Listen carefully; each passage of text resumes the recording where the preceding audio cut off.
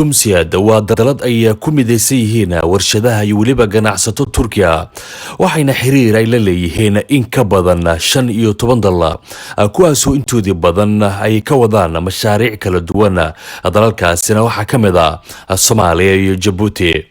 warshado waaweyn oo wax soo saar leh ayaa kamid ah warshadaha ku jira daladan kuwaas oo intoodii badan howlo ka wada dalal ku yaala qaaradaha Yurub, Asia iyo Afrika. Abdulkadir Yilmaz waa gudoomiyaha dalada Tumsiad waxaana ku booqanay xafiiskiisa oo ku yaala magaalada Kujele ee wadankan Turkiga waxaana wax ka weydiinay sida ay ugu suura gashay in Soomaaliya ay tagaan waxauna yiri kentimizde okuyan öğrencilerimizle, öğrenci kardeşlerimizle waxaan siminaar ganacsi u qabanay ardayda dalkan Turkiga wax ka barata waxaana ka baranay Muuse Cabdulaahi Muuse wuxuuna nagu soo xiriiriyay ganacsato Soomaaliyeed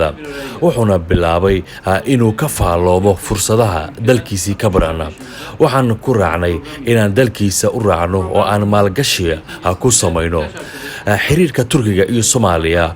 u dhaxeeya waa xiriir walaalnimo anakana waxaan haatan aan rajaynaynaa inaan sameeyno ama adkayno buundo ganacsi oo u dhaxaysa labada dal ee Soomaaliya iyo Turkiga.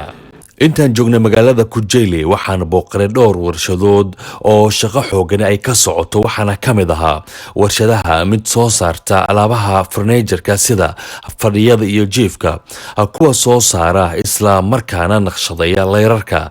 kalhaga gawaarida ee samaafraha loo yaqaan. Muuse Cabdulaahi Muuse waa milkiilaha shirkadda gargaar ee caalamiga ahna madaxa dalada Tumsiad. Bismillahirrahmanirrahiim waxaan ahay arday wax ka barta dalka Turkiga kana oo la shaqeeya dalada loo yaqaan Tumsiad.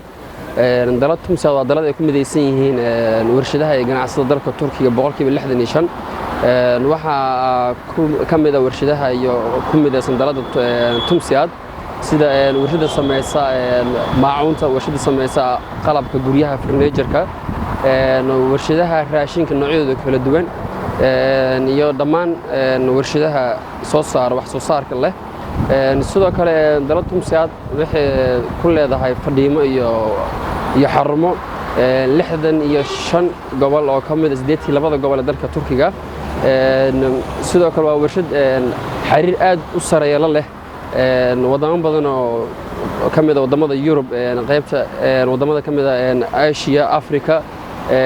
waxa sidoo kale ku jirta warshada soo saarta bilicda aba qurxinta wadooyinka sida samaafarayaasha nalalka jidadka la geliyo xadiiqooyinka insha Allah waxa jeclaystay inaan uga faa'iideeyo dalkayga oo aan geeyo warshadahan iyo daladan iyo ganacsatadan haya maalka tayada leh inaan dalka geeyo uga faa'iideeyo si dalkeena ugu hormaro insha Allah waxa tagi doonaa dalkii hooyo waxa tagi doonaa dalka walaalahana Djibouti oo geen doonaa warshadihii iyadoo hamigoodu yahay daladan inay maalgashi warshadeed iyo maalgashi ganacsiba iyo xiriir walaalnimo oo ganacsi ku saleysan laga dhex sameeyo labada dal ee Turkiga iyo Soomaaliya insha Allah haduu Ilaahay yiraahdo waxa rajayn doonaa inaan aad uga faa'iideysan doono fursadan maanta meesha ka muuqata. Muuse oo arday dalkan wax ku bartay ayaa dhawaan waxa uu Soomaaliya u geyn doonaa ganacsatada ku midaysan daladan si ay u soo indheeyaan fursadaha maalgashi ee ka badan dalka Soomaaliya. Salman Jamal Saeed TV-ga caalamiga Universal Kujele.